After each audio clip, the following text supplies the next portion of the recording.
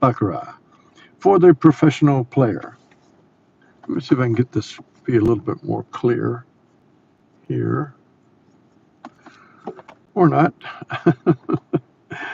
This is not for entertainment. This is for you to go into the casino as a full-time professional or as a side hustle to make your money each and every time. Not one time out of three, not two times out of three. Our goal is to do it every time that you go. And so it takes a lot to do that. It takes a fully holistic algorithm of playing baccarat only and playing only for the amount that you're there to get with a specified progressional bet that will support that. A bankroll that will support it, a bet that will support it, and a selection that will win it for you. I will be more than delighted to respond to any email with some criteria to provide you with exactly how you could go and do it. I have so many wonderful people here in the kingdom that are helping me all the time. And Chuck Ritter just jumped in. He gave me 20 different big roads to look at today on past ways of his simulations that help greatly, even pointing out the ones that are very, very difficult to try to prove winners. Good evening to all. Hey, Chuck, how you doing? Bill Ladders here. Good evening, Bill. Bill's been making money too, so we've got a lot of people out there that are being successful, and that makes us happy, and that's why we are here. And that's why I tell all the newcomers, this is for professional play, full-time professional, or side hustle play, to make the money for you and to do it that way. I see a lot of people talking on YouTube about turning the casino into the job for them, and then I see the way they're doing it, and it won't work. And so the one thing that I know is I know what will work and I know what won't. And we're at about a 95% success rate now. We're not satisfied. It's got to be 100. Hey, JP, good evening. I am, well, we got a few people in the house. Hey, Frank. Hey, Trish. Okay, Trish, how did it go? I'll tell you. Well, I have 20/20 vision out of my right eye, and I can't see a thing out of my left yet. But the left eye is 13 days away from being done. So I am truly a one-eyed jack right now. But the one eye I've got does work beautifully.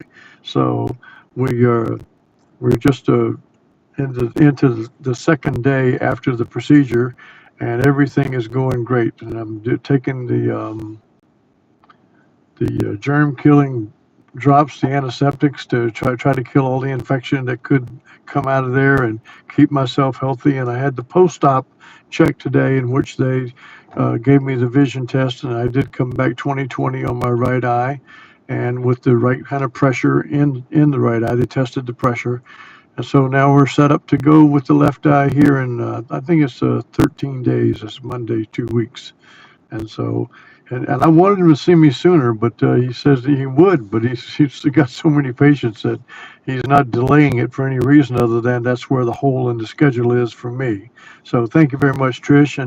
And I did see that the Jays are still playing good baseball. They got out of LA all right, so that's good. I'm hoping they continue on.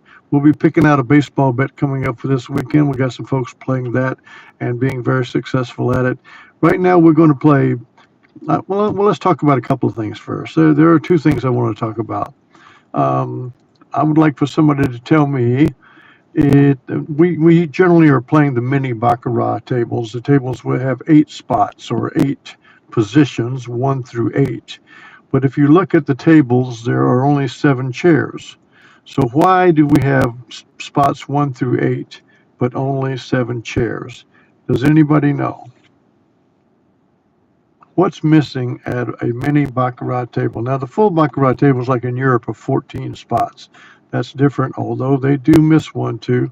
Where Patchard? Yeah, I'm not going to do pirate jokes. I have several pirate jokes off of that. But yeah, we'll leave it alone. Okay, so good evening, King. I got one eye that's good, and that's why I was joking about I'm the one-eyed jack right now. But I got one eye that is really, really good, and so I'm very happy with that. And I am going to get the left eye fixed. Chuck Ritter's just come in and told you there is no 4 position. The positions are 1, 2, 3, 5, 6, 7, 8. There are 7 positions, 8 spots, but there is no 4. And rumor has it that the word 4 in Chinese sounds like death. That's the rumor. So there's a superstition about having a number four on the table. There is no number four on the mini baccarat table. It's spots 1 through 8 with the four missing, so there are 7 actual spots to play. So that's kind of funny thing. But a sidelight thing about baccarat to understand. So if I told you that baccarat is basically a 50-50 game, which it is, why would you say that almost everybody loses? And I will tell you this: there are countless reasons why everybody loses, but the main reason, the main reason they lose is they play the banker sometime and the player sometime. They play the banker sometime and the player sometime. And they find themselves on the wrong side of the line. Their own banker when the player hits, their own player when the banker hits. And that lowers their win percentage to 40, 30, and on down. Whereas if they were to simply play the player every time for the rest of their lives, they would win at about 48.6% chance times, less ties. And if they were to play only banker, they would win at about 1.2% higher rate. And that's why we are going to play banker only. We're not going to bounce back and forth. We're going to play banker only. We're going to play banker only with a adjusted D'Alembert to make up for it. And in case you have the times where it wins 40%, which it does at sometimes, you still have enough to win because of the D'Alembert bets. And we will be seeing that tonight. We're going to test it live and see how it works out. Moshe Goldberg says Chinese people tried to avoid living in houses with number 444 and 444 for the exact same reason, like Moshe. That's exactly right. Bet sizing and bankroll will do it for you. We are going to play tonight some demonstration simulation where we are looking to win 4 units. We're going to play 4 units of $25 up and 3 units of $25 down. After a win, we are going to play the bet at the session goal each time. So if we win 1 bet, we've got our money. That's the other way that you do it. You win 1 bet, you got your money. So we're going to wait for a banker win, and then we're going to bet that it will repeat 1 time and 1 time only. So we have got 1 player win there, so we don't have a bet yet. And if I can get this back out of it. So we got a no bet, and there it is. When we get a banker win, we're going to bet $100 that the banker will repeat. We're only going to bet it 1 time, though. Win or lose.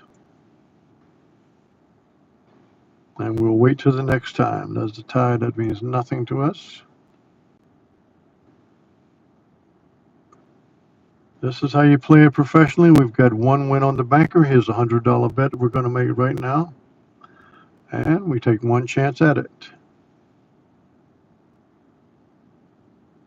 There's the win in the session. There's the $95, the $100 less the 5% commission.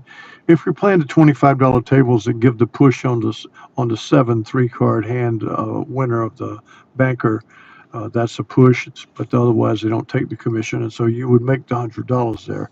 So we're going to play a session 2. We're going to look for it to go 1 more time, and we'll see can we dig ourselves a hole and see if we can get out of it or not. So that's a player win. We're going to look for 1 banker win. And hey, Mark Myers. Hey, buddy. How are you doing tonight? Good to see you. So we get 1 banker win, and we're going to bet that it's going to repeat. King's Banker 2 is still just fine. This does play it, by the way, because you will get 2 or more players in a row followed by 1 banker. But we're not going to play. We'll only play it one time. We won't be chasing it. Like right now, this would be King's Banker 2. We got 3 players in a row. We got 1 banker. So in our old style, we would be playing this 2 times. If we wanted to, we could modify this banker only play on this circumstance to being a King's Banker 2 and only play the 1 time when it has a standalone 1 banker. But we're just going to do it this time, 1 time only, $100, because I want to take a chance on losing for a while and see how it goes.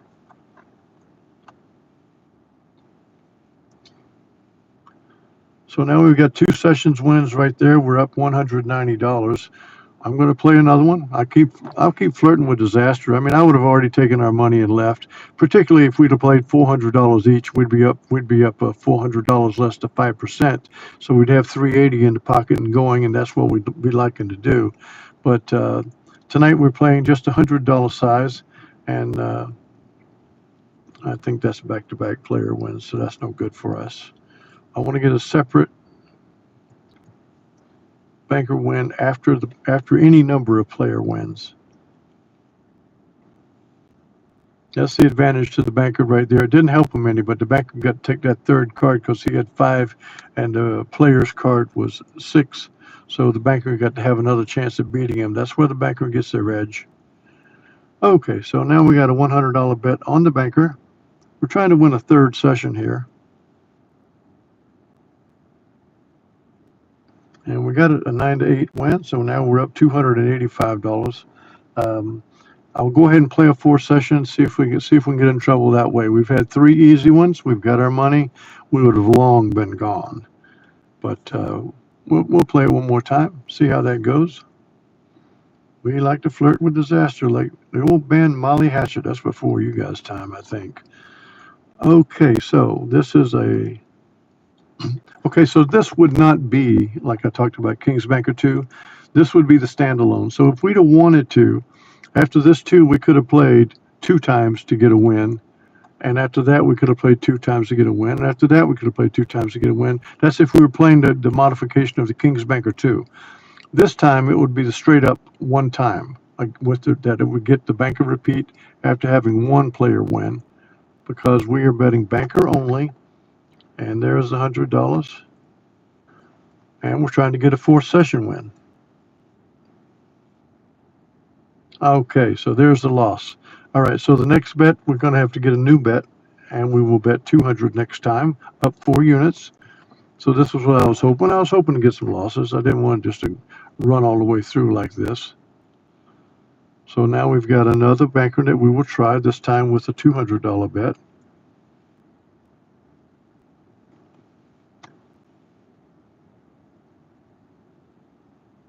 Good. We're going to keep Dellenbearing up. We've got to get a new bet, though.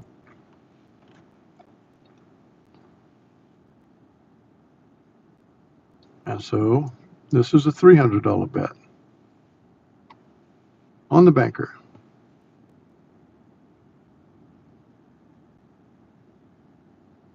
And that gets us to 300. That pretty much returns us back where we were.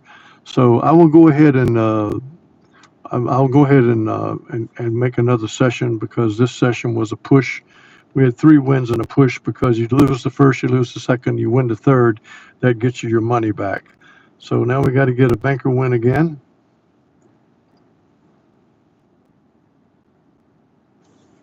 We got 2 players there. Okay, so we won at 300. I'm going to go down 3 units. We're going to play 225. I'm going to play it straight by the rules. 225 on the banker. There's the bet.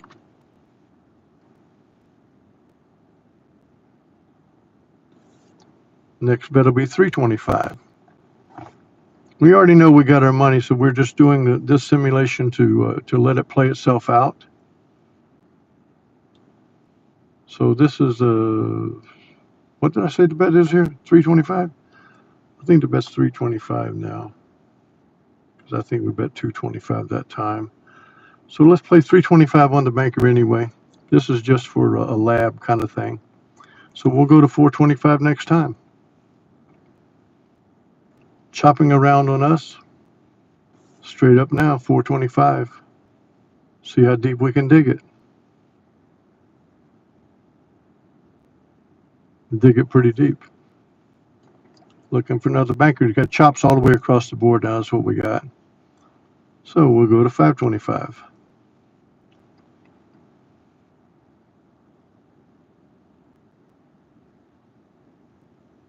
And I'll just keep going. It doesn't matter.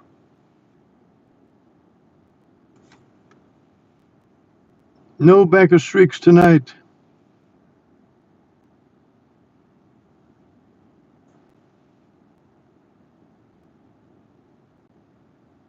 So let's try it again, 625. See if we can get a banker streak. We haven't got any so far.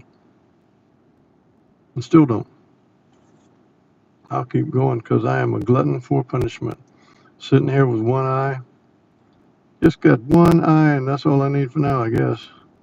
725.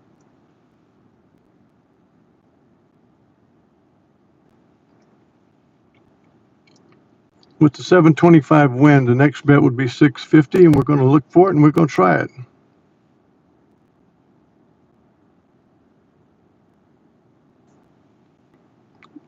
Got to have a banker win now to put up the next bet. There it is. We're going to try it. 650 is the number. As long as my memory is working. So the next bet's going to be 750.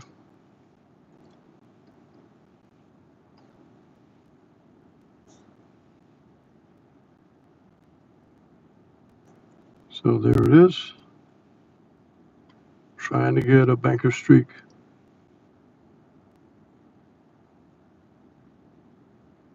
Can't get it.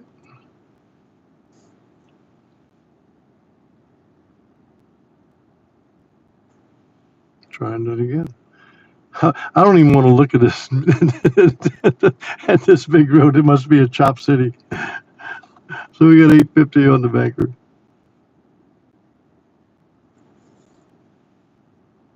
Get another player win.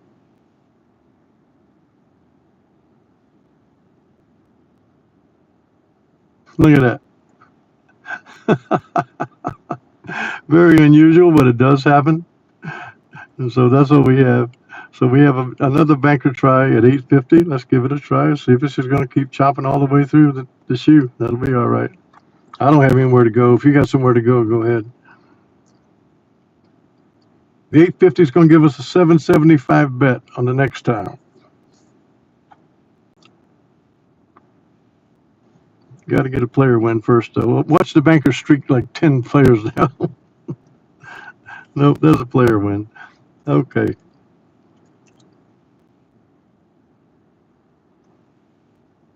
So we'll go straight here, 775, and see what happens here.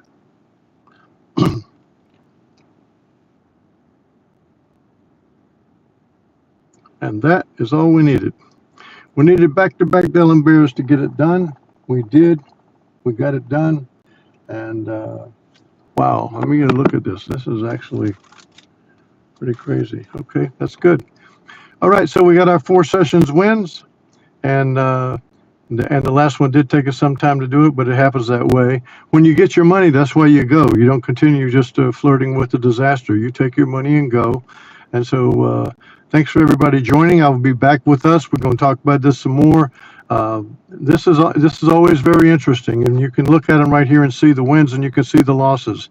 Because if there's a banker on the top, the banker in the second spot is an automatic win. There's the 3 wins we had, and there is where it started to chop. There's another win. Nothing but losses there and there and there.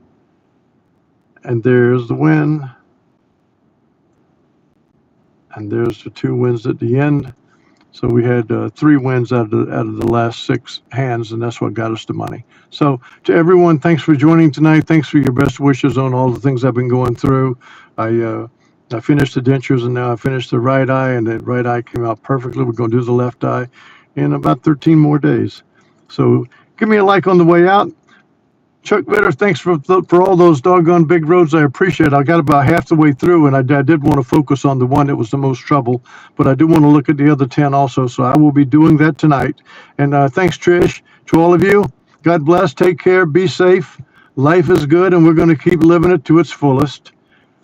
King Harold tells you. Good night.